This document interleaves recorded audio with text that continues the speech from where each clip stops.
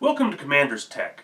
Today, we're taking a little bit different path as I present to you this handy little manual by Alfred Hutton, the Swordsman.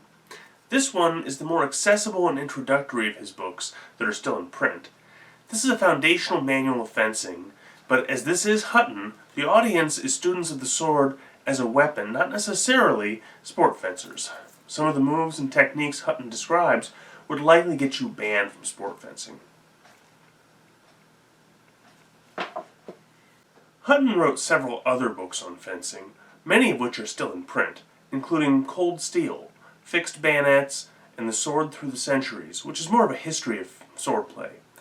This work, Swordsman, covers foil, saber, and bayonet for beginners.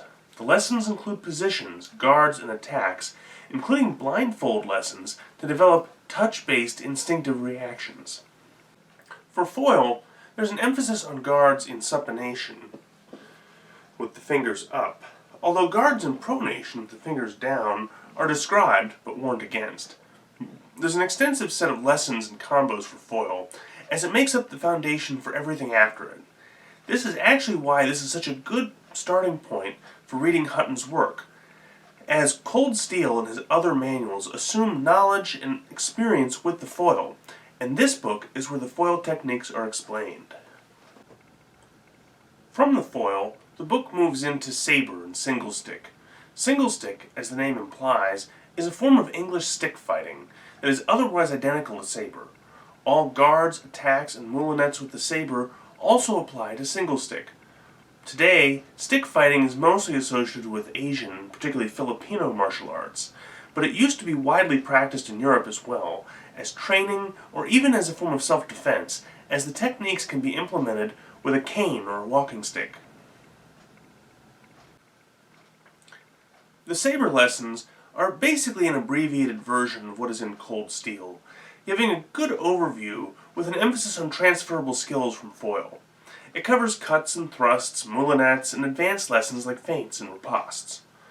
Finally, the book covers bayonet, presenting it from its basis in foil, but simplified as the rifle with fixed bayonet is heavy and awkward compared to a foil.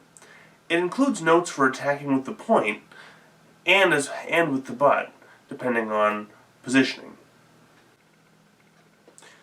So this work makes for a perfectly reasonable introduction to the study and practice of historical fencing, and should be of interest to individuals interested in the study of the sword as a weapon, coupled with a practice foil, like this one, and a practice saber.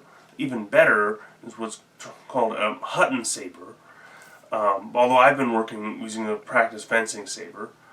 This makes an affordable and accessible course of self-study for developing foundational skills in foil and saber, and to get a good idea about the use of the bayonet on older military rifles. As an interesting note about the bayonet, this book dates to 1891, and it's British. Look closely at the rifle illustrations in the bayonet section. They're Lee Metfords or long Lee Enfields, which was the British service rifle at the time. Current facsimile reprints of The Swordsman are very affordable and should be available on Amazon or from the Naval and Military Press. Thank you.